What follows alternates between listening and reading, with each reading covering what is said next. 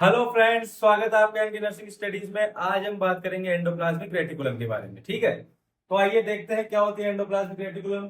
Endoplasmic reticulum was discovered by के Wraith, porter and Thomson इन 1945।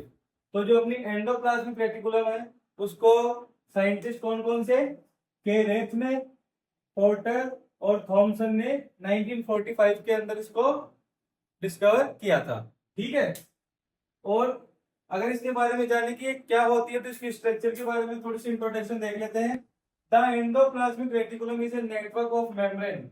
एक membranes का network होता है, जैसा कि आप देख रहे हैं, that are form flattened interconnected sac. जो क्या फॉर्म करता है मेम्ब्रेन का नेटवर्क, एक फ्लैटेंड इंटरकनेक्टेड सेक्स। मतलब सेक्स का मतलब होता है यहाँ पर अपन एक हिसाब से बात करें तो एक पर्टिकुलर प्लेस या कोई भी कैविटी आप कह सकते हैं। तो ये देखिए, ये क्या है, एक मेम्ब्रेन्स का, यहाँ पे इस डायग्राम में आपको दिख रहा होगा, मेम्ब्रेन्स का एक नेटवर्क है जो कि अंदर ये जो फ्लैटेंड सेक्स का फॉर्मेशन करती है। ठीक है, ये देखिए, ये सब क्या है, फ्लैटेंड सेक्स का फॉर्मेशन करती है, मेम्ब्रेन्स का नेटवर्क है। ठीक है, कॉर्ड सिस्टर्नी, इनको अपन क्या बोलेंगे, सिस्टर्नी बोलते हैं। क्या बोलते हैं, जो ये मेम्ब्रेन्स जो फ्लैटेंड सेक्स बनाती हैं इनको अपन सिस्टर्नी बोलते हैं। ठीक है, ये इतना अपना हो गया। It is continuous with plasma membrane. और ये किस किस के साथ कंटिन्यू होती है, अपनी जैसे अपने न्यूक्लियस से इसका एक्सटेंशन होता है, न्यूक्लियस से एक्सटेंड होकर अपनी प्लाज्मा मेम्ब्रेन के साथ, या फिर गोल्जी अपरेटस के साथ। जो गोल्जी अपरेटस का जो फेस होता है वो किसकी तरफ होता है, अपने एंडोप्लाज्मिक रेटिकुलम की तरफ होता है। और दूसरा अपने न्यूक्लियर मेम्ब्रेन के साथ ही क्या है, कंटिन्यू होती है। एक तो इसके अंदर अपने को सिस्टर्नी देखने को मिलती है, जो क्या होते हैं, फ्लैटेंड इंटरकनेक्टेड सेक्स होते हैं मेम्ब्रेन की। ठीक है, और दूसरा होता है ट्यूब्यूल्स। ट्यूब्यूल्स जो ये कैविटीज है, जो सेक्स है, जो मेम्ब्रेन ने बनाए हैं, जो ये फोल्ड्स बनाए हैं, इनको एक दूसरे से कनेक्ट करने का काम कौन करती है, ट्यूब्यूल्स। जो ट्यूब्यूल्स इनके नीचे होती है। ठीक है, अब ट्यूब की आप बात करोगे तो वो एक ट्यूब्स अपनी जो सिलेंड्रिकल शेप की होती है, आप सब जानते हैं। तो ये इन फ्लैटेंड सेक्स को जोड़ने का कौन काम करती है, नीचे से अपनी ट्यूब्यूल्स। तो वो क्या है, एक इंटरकनेक्टेड नेटवर्क का काम करती है अपने इस ऑर्गेनल के अंदर। ठीक है, अब अपन बात करें पहले सिस्टर्नी के बारे में। तो सिस्टर्नी के बारे में जानेंगे, to layered unbranched thin component. Double layered होती है, जो ये मेम्ब्रेन के फोल्ड बनेंगे तो ये क्या हो जाएगी, डबल लेयर्ड हो जाएगी। ठीक है, अनब्रांच्ड, इनकी कोई ब्रांचेज नहीं होती है, और थिन, बहुत ही पतली पतली सेक्स ये देखने को मिलते हैं। ठीक है, सेक्स मतलब जैसे कि अपन बात करें कि अपनी जमीन होती है तो उसके अंदर कोई जैसे मिट्टी है तो वहां पर कोई ऐसी दरार बन जाती है, एक ऐसा खड्डा बन जाता है जिसके अंदर अपने पानी जमा हो जाता है या कुछ और इसके अंदर बढ़ जाता है बरसात के मौसम में, तो क्या होता है, सेक्स होते हैं। ठीक है, found mostly nearer to the nucleus.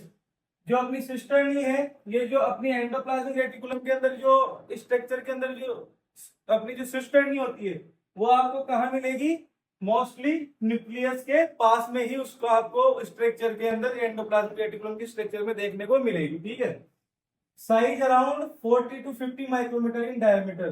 अगर इनका अपन डायमीटर चेक करें कि इनकी जो सेक्स है इनकी साइज कितनी होती है, कितनी साइज के होते हैं, तो कितनी साइज के होते हैं ये, 40 to 50 माइक्रोमीटर साइज के होते हैं। ये नोट्स आपको ऐसे कैसे उतारने हैं, क्योंकि आपकी जो सेमेस्टर एग्जाम्स होंगे उसके अंदर ये आपको ऐसे कैसे काम आएंगे, ऐसे आपको लिखने हैं, इनको रिटर्न करना है, इनको मैं आपको समझा रहा हूँ, इनको आपको याद भी करना है, वापस से रिवाइज करना है। ठीक है, ओके, तो नोट्स जरूर आप उतार लेना। ठीक, आगे अपन बात करें सिस्टर्नी के बारे में, तो act as a main site for protein synthesis, folding and modification.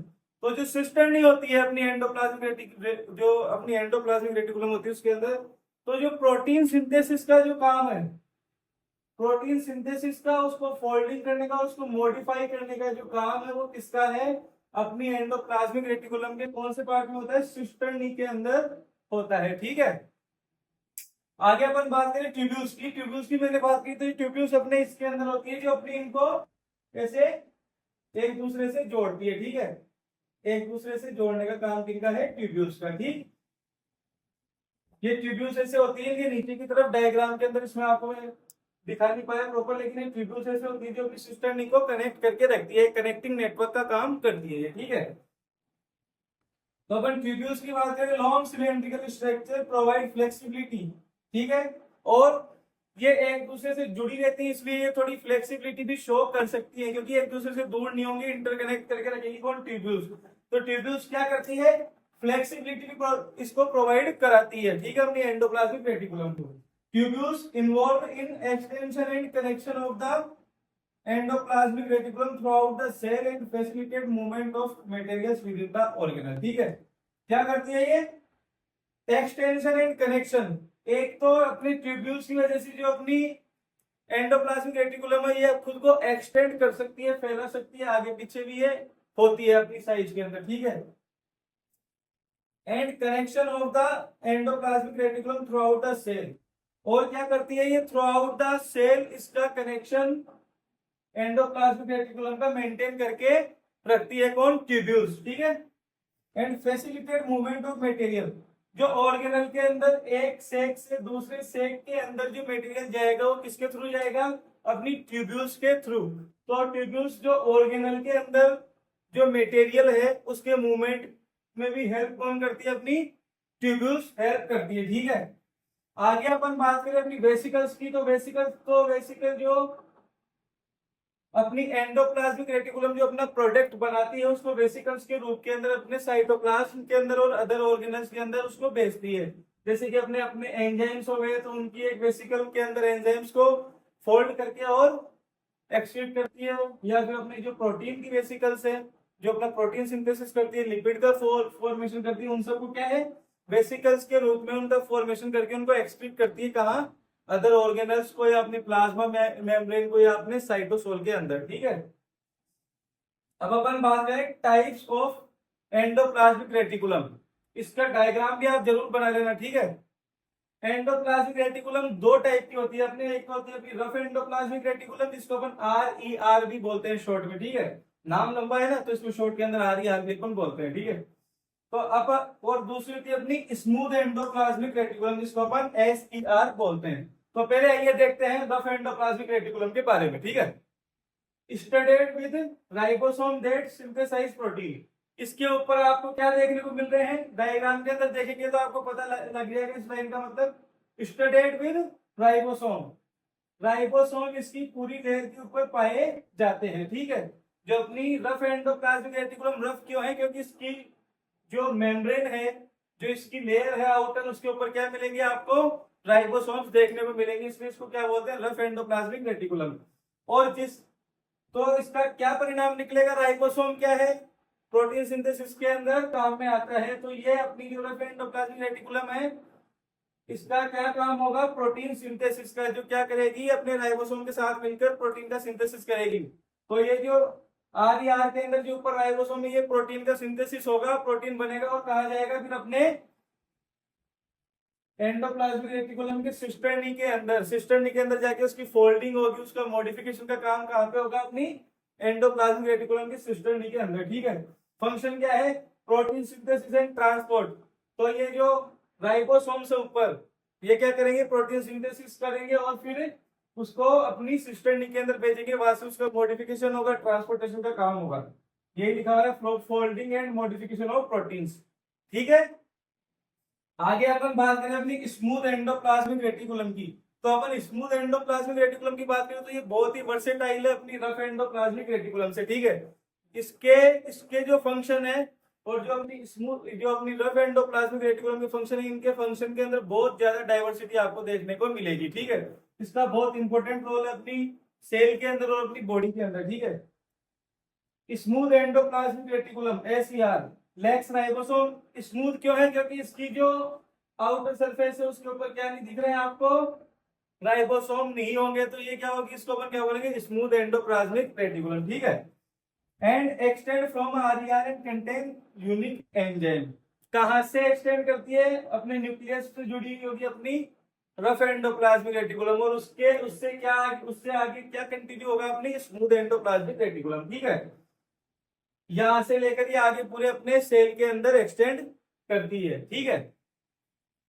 And contains unique enzyme, इसके अंदर कुछ यूनिक एंजाइम्स पाए जाते हैं जो अपने लिपिड के सिंथेसिस का जिसके फंक्शन है उसको परफॉर्म करते हैं, ठीक है। तो इसके फंक्शन क्या क्या है, वो यूनिक एंजाइम्स क्या क्या फंक्शन परफॉर्म करते हैं वो अपन देखते हैं, ठीक है।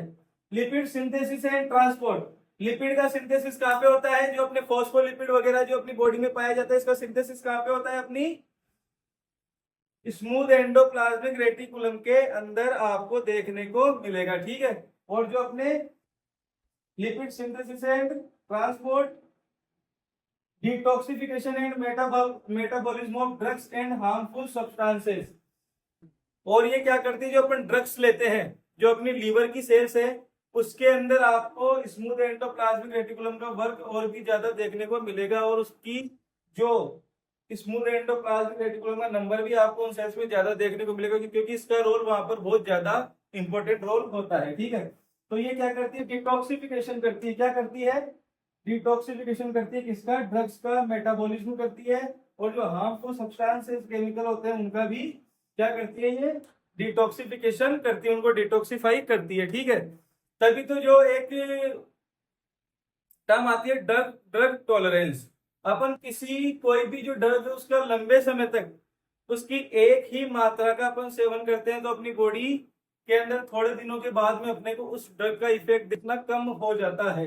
क्यों क्यों जाता है, क्योंकि उसकी टॉलरेंस डेवलप हो जाती है, कहां पर, अपनी जो स्मूथ एंडोप्लाज्मिक रेटिकुलम है वहां पर, जो उसके एंजाइम्स हैं, जो अपनी स्मूथ एंडोप्लाज्मिक रेटिकुलम के अंदर जो एंजाइम्स है वो उस ड्रग को पूरी तरह से डिटॉक्सिफाई कर देते हैं, ठीक है। उससे क्या क्या होता है कि उसका इम्पैक्ट अपनी बॉडी के अंदर देखने को नहीं मिलता, ठीक है।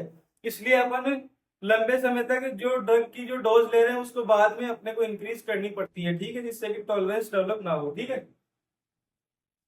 कैल्शियम स्टोरेज एंड रिलीज, जो अपनी जो अपनी मसल सेल के अंदर जो अपनी स्मूथ एंडोप्लाज्मिक रेटिकुलम होती है वो क्या करती है, कैल्शियम का स्टोरेज भी करती है, और दूसरा ये क्या करती है, अपनी जो लीवर सेल्स है वो क्या करती है, ग्लूकोज का स्टोरेज करती है, किस फॉर्म में, ग्लाइकोजन के फॉर्म में।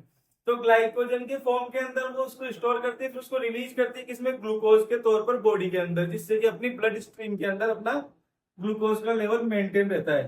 तो उस ग्लाइकोजन से ग्लूकोज को बनाने की प्रोसेस जो है उसके अंदर एक जगह ग्लूकोज 6 फॉस्फेट का निर्माण होता है मॉलिक्यूल का, तो उस फॉस्फेट मॉलिक्यूल को ग्लूकोज 6 फॉस्फेट से अलग करने का काम कौन करती है, अपनी स्मूथ एंडोप्लाज्मिक रेटिकुलम करती है। यह आपके एग्जाम में लिखने का नहीं है, बस एक आपके समझने के लिए टॉपिक है, इसको अपन आगे फर्दर जो ग्लाइकोलाइसिस ग्लूकोनियोजेनेसिस इनके अंदर इनको पढ़ेंगे, ठीक है। तो ये अपनी स्मूथ एंडोप्लाज्मिक रेटिकुलम के फंक्शंस हो गए, ठीक है। तो ये क्या करती है, इस तरीके से अपनी जो एंडोप्लाज्मिक रेटिकुलम है अपने फंक्शंस को प्रॉपर्ली परफॉर्म करके और अपनी बॉडी के और अपनी सेल के इंटरनल एनवायरनमेंट को स्टेबल रखती है, अपने होम्योस्टेसिस को मेंटेन रखती है। आई होप आपको आज की क्लास पसंद आई होगी, तो वीडियो को लाइक करें, शेयर करें, सब्सक्राइब करें।